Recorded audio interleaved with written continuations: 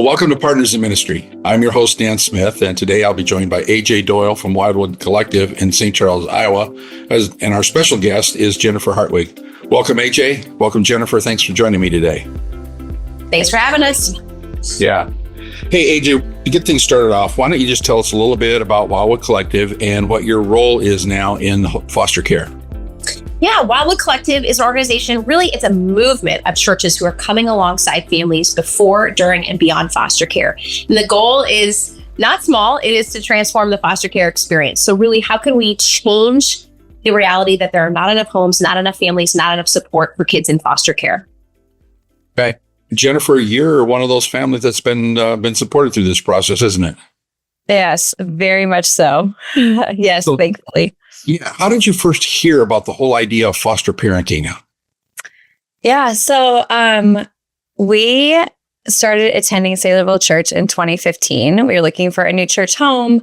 We had been married about 5-6 years, pregnant with our first kiddo, landed at Saylorville. And unbeknownst to us, they were kind of in a foster family boom. There was a family who had come from another church and they were doing a lot of work with fostering, and they're like, I think Saylorville would be a great church to be starting to get involved.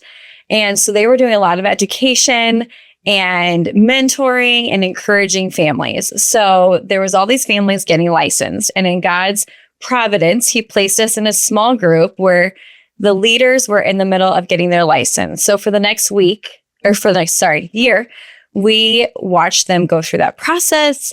We watched them get their first placement.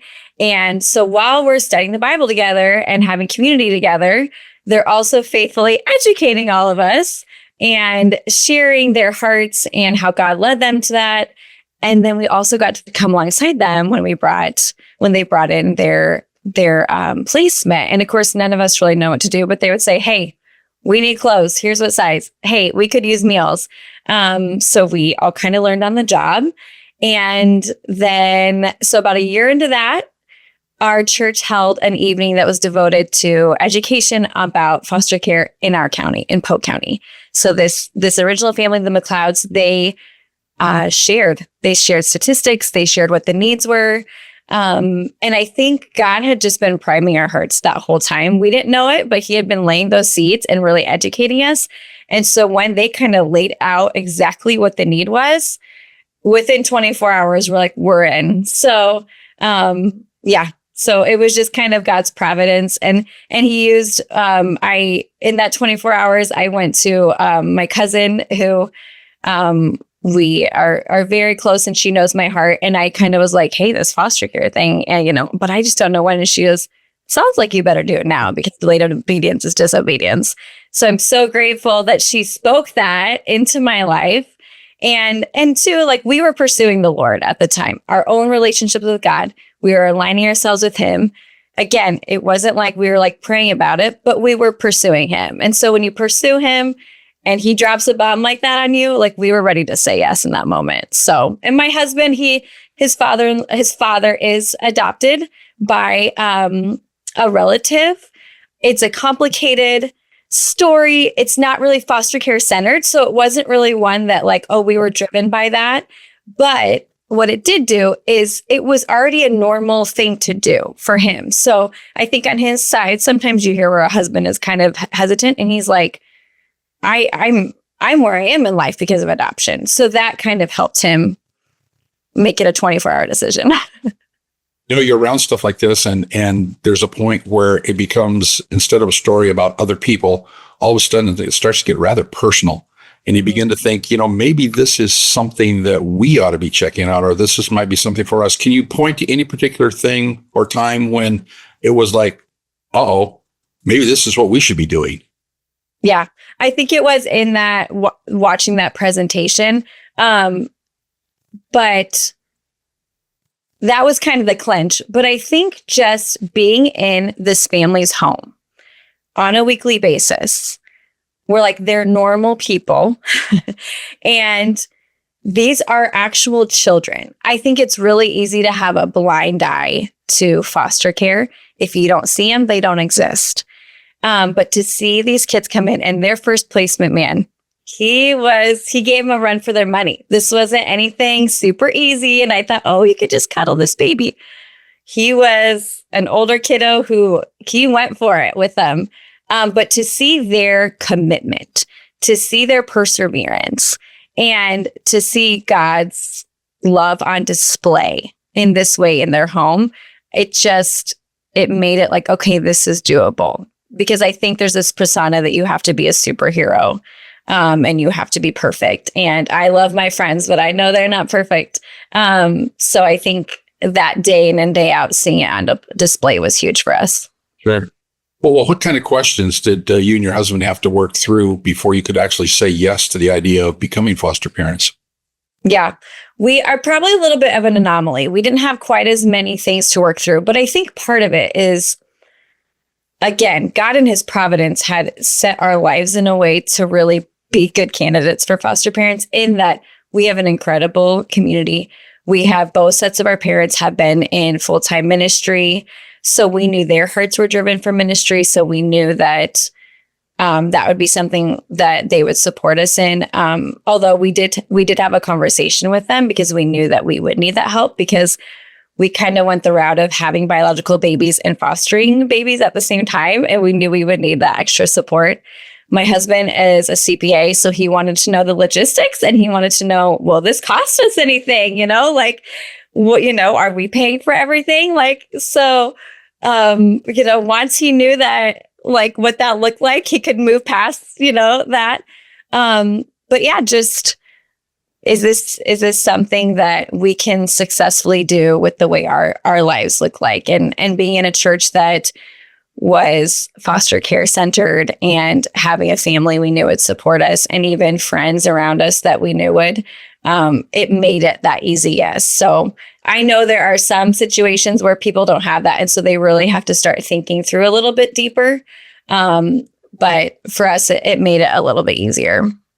Yeah, I've got a brother that's a government contract auditor, and I tell you that breed, there's nothing that slips by them. So, I mean, you probably definitely addressed everything that needed to be addressed before that. Yes. Yeah. As you look, how long now have you been fostering? 8 years. 8 years. As you look back over the last 8 years, what have been some of your greatest joys? Oh, we don't have enough time. I think so. Trauma for children, it does alter their brain chemistry. If you think, even taking a baby away from their mother, sometimes people think, oh, a baby doesn't have trauma, but taking a baby away from their mother, that's the only thing they know. And in that minute, their brain chemistry starts getting altered, and that you see that come out in, maybe behaviors or diagnoses or some really hard things. But God, in his goodness, he created a redemptive plan for that. And he made the brain moldable, and he allows those brain pathways to get rewritten through stability and nurture and commitment and care and love. And so what we have been able to see is little ones come into our home, and over time, we see maybe that the distrust in adults melt away, that food neglect, what they're working through with that, they can start eating properly. Like, these are kind of like realistic things that happen, but it's really cool to see that brain get rewritten. And our first placement was reunified with his mother, and we saw them about 8 months later. And at the time when we were fostering, he didn't really have much involvement from his dad. And when we saw them, his dad was in his life. And I remember he was throwing him up in the air, and he was asking his dad for snacks and all these things. And it was in that moment that I realized what our goal was. And that was to stand in the gap for kids. So that is to help them get that healthy brain pathways, to help them show them what a normal family is. So my husband taught him what a dad was. So when his dad came on the picture and threw him in the air, he wasn't like, what's happening? So that was really cool to see. That was a good visual for us of what our goal was in that moment. Sure. And then I think the second thing, if I could real quick, is the joy of how it affects our family life. I think my husband and I being on mission together. And I know parenting in general is mission, but this going beyond the walls of our home has been a real blessing. And even for our own kids to see them grow in compassion and empathy. And actually my daughter came to know the Lord because of what we were doing. And we have adopted 2 kids. And we were discussing the passage about David inviting Saul's nephew to his table. And we were talking about how that relates to how God does that for us. And we can become part of his family. And she goes, oh, like my brother and sister. They came to our home. We invited them to our table. And that is the time she made a decision to follow the Lord and to accept his gifts. So those, and seeing our friends and family come alongside us too. So despite all the hard things. Yeah. And as you look at, what you've been able to experience as a foster parent, has it changed or informed in any way how you perceive God as your parenting, parenting you? Yeah. Oh yeah. Yeah. Just like my daughter made that connection. And I think it's hard because a lot of times people want to relate adoption to the gospel, and it is relatable. But I always say adoption or caring for the fatherless here on earth, it's really pointing to the ultimate father. It's pointing to a better adoption we have in Christ, because I know I went to bed last night after a long summer day with all these kids and I was like, I failed miserably, and I think to know that, my kids threw things at me as far as like I got the attitudes, I got the tiredness, I got all the things, and I do that to God all day long. Right. And but he's never weary, he is always upholding me. And so, yeah, definitely. And that has driven me, I think, to continue moving on, that God perseveres with me and he is committed to me. Therefore, I can persevere and I can commit. Been some of your biggest challenges? Yeah. You're working with the state system. That's always hard. There's brokenness, there's high turnover, it's a hard job. And that's difficult. And watching them make decisions, sometimes you don't always agree with, on both sides. I've had biological parents who have worked very hard, and I felt like the state didn't quite support them as much as they could have. I've had on the other side where, a kiddo was returned when I thought maybe it wasn't quite time yet. And I think I've had to learn a couple things. One is that the goal of the system is not to give kids a 5-star life. And I think, we get these kids in our home and we just can't imagine them going somewhere else. We can't imagine them having to live a harder life. But the reality is the goal is that parents and kids aren't separated if they don't need to be. And so I think trusting the Lord with kids' stories, that if it is his will that they return to a home that maybe it's going to be hard, God can find them there. Like, he can work with them in that moment. They are not far from him. That is part of their story. And so I think trusting the Lord in that has been a huge piece that I've had to learn, is trusting God's sovereignty in those situations. So that's definitely been a challenge. And I think the other one would be it's sacrifice of comfort. It's just, our life isn't super normal. Like I mentioned, you have kids come in with different struggles and hardships. And, I asked my husband this question, like, what would you say? And he said, you just have to change your expectations. You have to be flexible and you have to be ready to change your expectations. And you can have a whole array of needs in your home. And it's, and then you're like, we've had a lot of the similar ages in our home. So it's hard not to compare. Okay, this little one is doing this and this one isn't. So changing your expectations, and we can't always just do things that a typical family can do. I remember one day, this classic social media comparison, but watching someone go to a pumpkin patch, and I was like, right now, I can't just do that. I can't just pack up all these 4 babies with special needs and go to a pumpkin patch right now. And that was my own heart that I needed to work out of that moment. But there is a level of sacrifice. But in the same vein, it's been really cool to see people come alongside and say, hey, let's go do this. I will help you. I'll be on this kid duty. We understand if you have to leave early, that's been really great too. So how has Wildwood Collective kind of been a help through this whole foster parenting process? Oh my gosh. So, we had adopted in 2020 and we had a lot of little ones. So we took a good break, but in that time, I was working with our church to establish a formal ministry of support for families. So we had a lot of families, but we didn't have a structure of support necessarily, a formal one. So I had been working to do that, to mobilize families while they get new placements and support them. And I knew that it was an important work to do. So I knew that fostering again wouldn't be the right choice. For one, we still were in a good break, letting our kids grow up, letting them find a good foundation in our home. And for two, I just really felt like the priority at that moment was to help these families so they could keep going, or God would raise up more.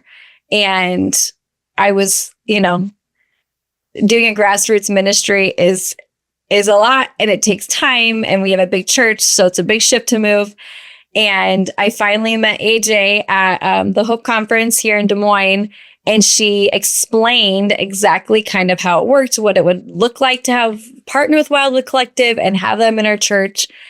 And I'm not a crier, but I started tearing up because I realized that if someone else could come in, help lay this foundation for us, and give us all the tools to even have other people come alongside and help run it.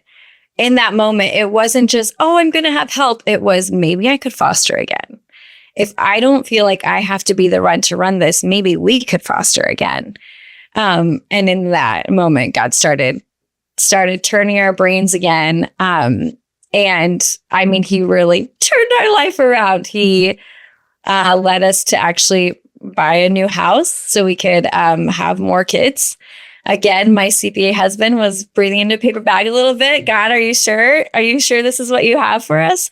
Doubling your mortgage in this economy. But we just really felt like this was the way God was leading it, and things were really going with the ministry at church. And I was feeling like we could do it. So not only did they help me in the side of my pursuit of our ministry at church, but now I'm also ministered to by a care community too. So, which has been huge, because since becoming foster parents, our natural community, a lot of them are now foster parents, which is awesome. That's usually what happens. It catches fire. But our kind of go-to people back then, they were like, we got our own placements, we have our own thing. And so to bring in a fresh group of people who didn't have those burdens and who could completely commit to us was huge. So quite literally, I blame my current life on Wildwood Collective and the Lord. So AJ, We'll take it. yeah, AJ, how long has Wildwood Collective been working in this realm with foster care? So we're a little over 2 years in, and it has been beautiful. Get to partner with lots of churches like Saylorville, as Jennifer mentioned, and just excited to see God raise up new foster families and to keep foster families going. And we have many, like Jennifer, who's a returning foster family because they're getting more support from their church, which is just the way that church is meant to be. I just love it. Yeah. Well, Jennifer, if there's somebody listening to this interview and they're possibly thinking about becoming a foster parent, what would you tell them to encourage them to check it out? Yeah. Okay. So I have 3 tips. One is discover your why. 2 is do the next right thing.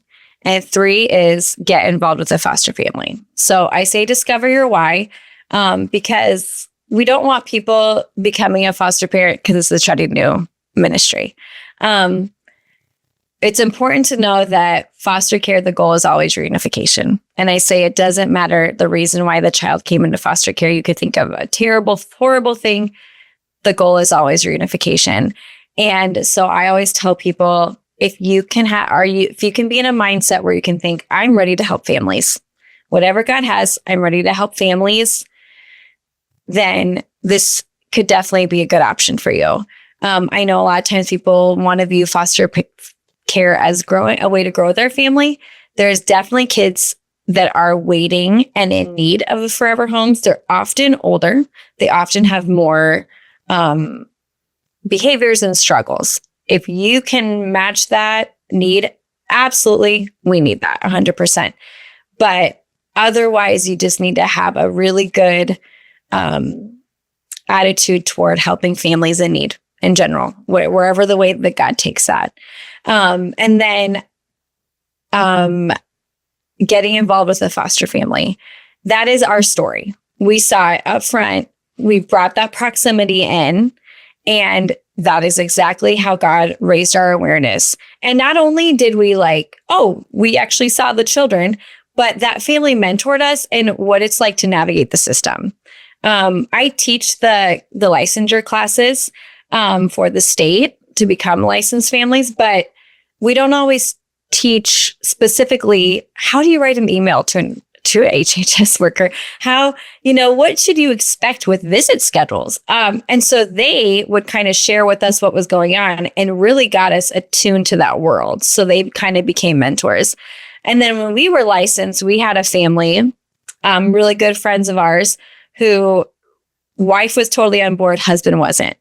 And so she said, just because right now is not the time doesn't mean we shouldn't be doing something.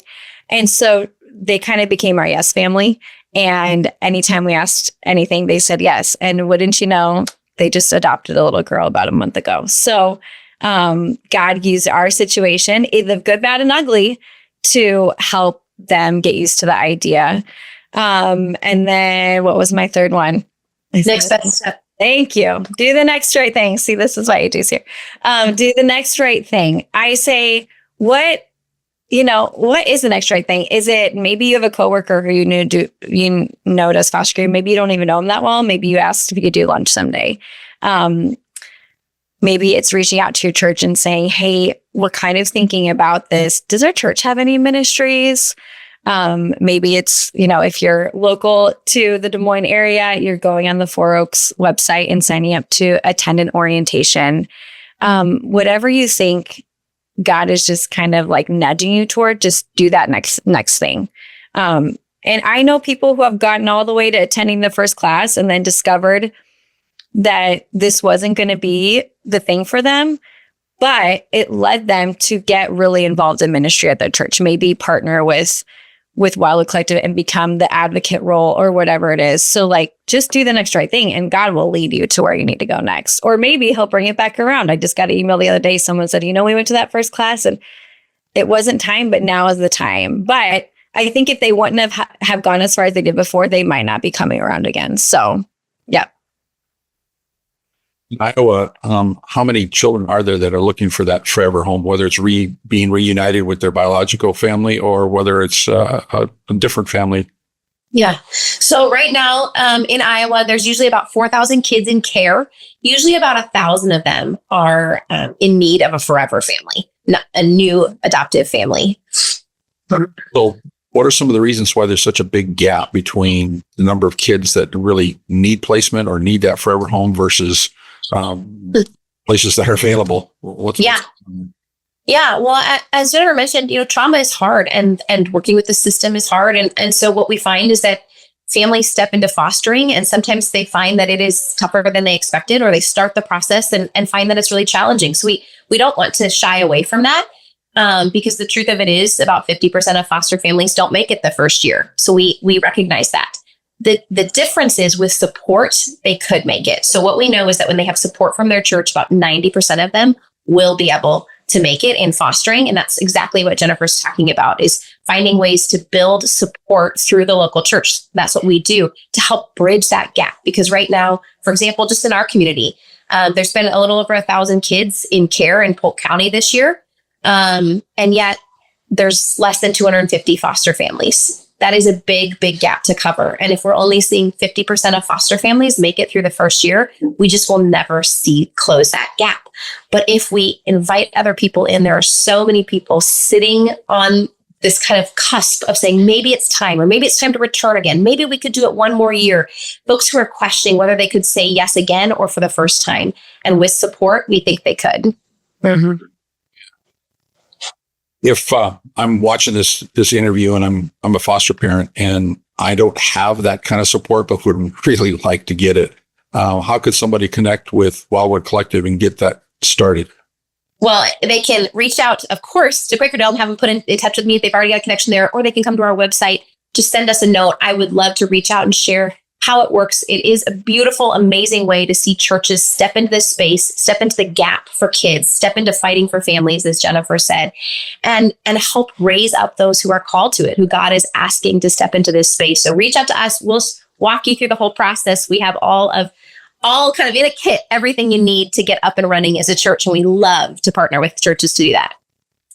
The other thing, and we talked a little bit about this the last time we had when we had a pastor on board, but for those that may not have seen it, what impact does a church joining this collective, how does it affect their community? How does it affect their impact where they are by joining this? It is beautiful. I mean, this is caring for these kids here in Iowa, for example, these 4,000 kiddos. It is a team effort. This is an effort for the body of Christ to tackle together. And what we know is that it's going to take lots of churches jumping in. And the truth is, really, if every church were caring for one kid in foster care, we would see the gap filled. That is the amazing, beautiful thing. We think there is enough to care for these kids already. We just need to make sure that we are ready to support the families who step up. So what we know is that if a church steps into this, they're part of that solution. They're able to come alongside families, maybe within their own church, or maybe loving and caring for families who don't have a church home, that say, I'm a foster parent, I'm a kinship, I'm a grandmother taking care of my grandkids, and I didn't expect this. Churches are able to step in and say, we can come alongside, support you, provide practical things like meals and yard work and housework and babysitting, and keep you going. Because at the end of the day, ultimately, what these kids need, they need strong family. And strong families need the local church, because there is a power there that is unique. And so we want to help raise up churches, because that is the kind of impact we see in communities when churches say, we can do our part. And another church says, we'll do our part. And together we can bridge that gap. That is awesome. Hey, AJ, Jennifer, thank you so much for the conversation today. This has just been great. Thank you. Thank you. We've enjoyed it. Thanks so much. Hey, if you've got any questions about foster care or Wildwood Collective, you can see their contact information here on the screen. You can also find it in the show notes for this episode on our website or in the YouTube description. If you'd like to support Wildwood Collective financially, you can find links to do so both on our show notes as well as this YouTube description. Finally, please consider sending an email of encouragement to AJ and Wildwood Collective. Let them know that you're thinking about them and that you're praying for them this week. On behalf of Wildwood Collective, AJ Doyle, and Partners in Ministry, I want to thank you for joining us today. And until next time, let's get out there and serve as Christ serves.